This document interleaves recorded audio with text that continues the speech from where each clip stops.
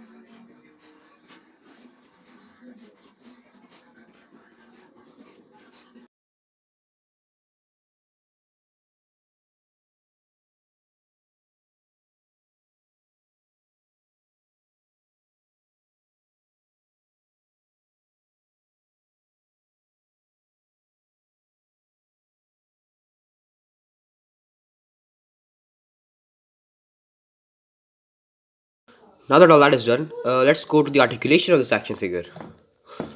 The articulation is quite basic. 360 at the arms, bend at the arm, which is quite basic because, and simple, because this guy is really bulky. Thus, the movement isn't really the best thing. It's more of his bulk. Arms can move front. He can do a basic boxer pose. Head doesn't move due to his complex hair.